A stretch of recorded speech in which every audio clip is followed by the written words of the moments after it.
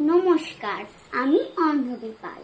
আগামী 25শে বৈশাখ বিশ্বকবি রবীন্দ্রনাথ ঠাকুরের জন্মদিবস উপলক্ষে ওনার লেখা প্রশ্ন কবিতাটি আবৃত্তি করে শোনাচ্ছি। মাগো, আমায় ছুটিই দিতে বল, সকাল থেকে পড়েছি যে মেলা। এখন আমি তোমার ঘরে বসে করব শুধু পড়া খেলা। তুমি বলছো দুপুর এখন সবে, না হয় যেন সত্যি হলো তাই। একদিনও কি দুপুর বেলা হলে বিকেল হলো মনে করতে নাই? আমি তো বেশ ভাবতে পারি মনে, সূর্যি ডুবে গেছে মাঠের শেষে। বাগদি বুড়ি চুবড়ি ভরে নিয়ে শাক তুলছে পুকুর ধারে এসে। আধার হলো মাদার গাছের তলা, কালি হয়ে এলো দিঘির জল।